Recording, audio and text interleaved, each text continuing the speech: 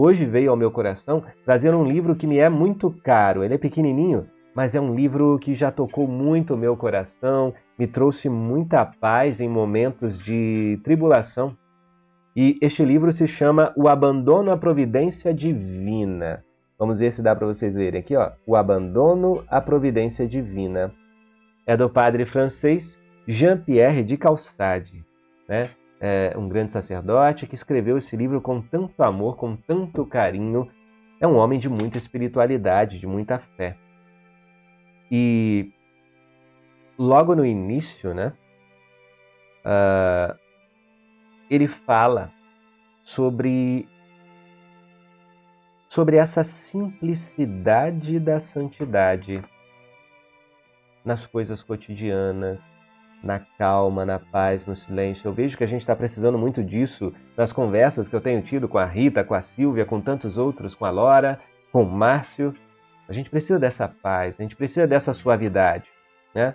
E o capítulo 1 desse livro, ele fala que toda a santidade dos justos, da antiga lei, bem como a de São José e da própria Virgem Santíssima, consistiu na fidelidade à vontade de Deus.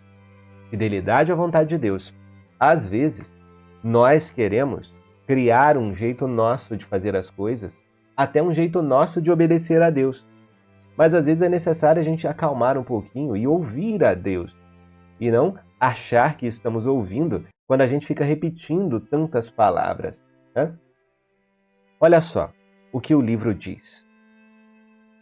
Deus fala ainda hoje como falava a nossos pais, quando não havia diretores nem métodos.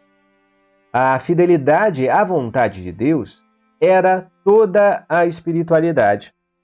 Sabia-se que em cada momento temos um dever a cumprir com fidelidade, e isto bastava aos homens de então. Nele se ia concentrando sucessivamente a sua atenção, como o ponteiro do relógio que vai marcando as horas, e em cada minuto aponta o espaço que deve percorrer. Você está entendendo? Como que a vida espiritual era simplesmente vista como o fazer a vontade de Deus naquele momento presente.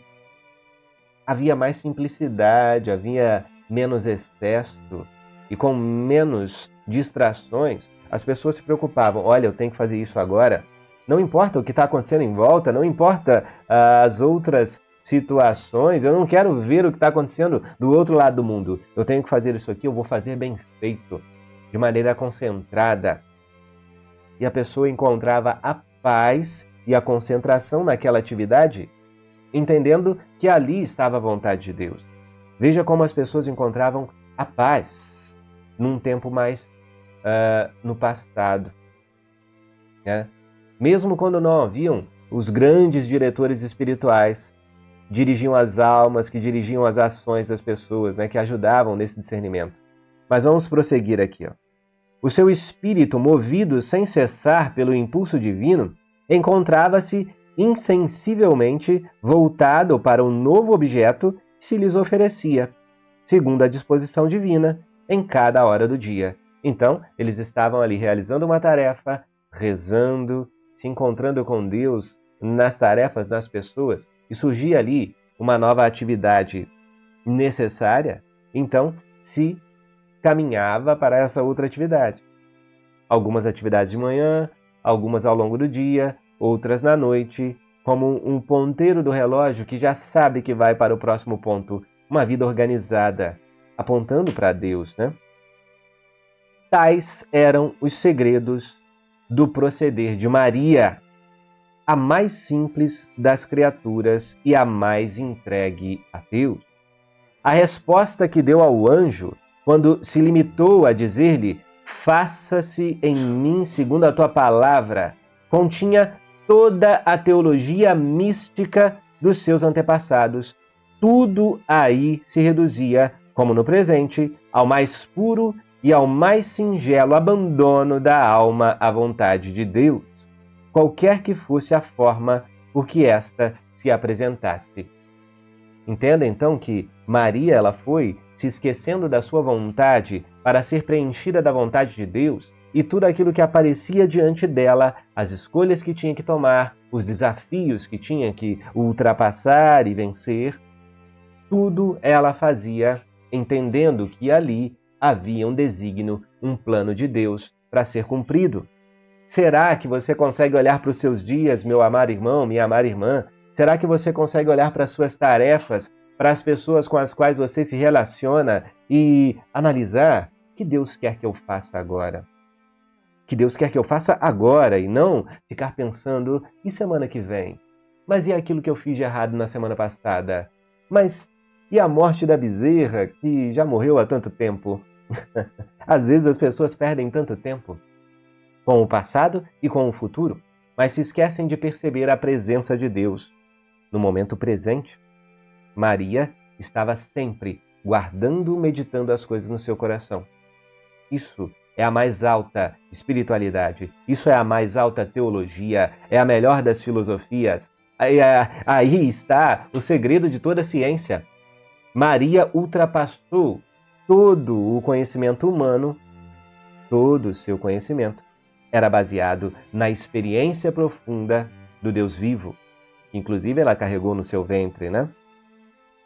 O seu espírito, transportado de alegria, considerava tudo o que tinha de fazer ou de sofrer em cada momento como um dom daquele que sacia de bens os corações que só deles se alimentam e não das espécies ou aparências criadas.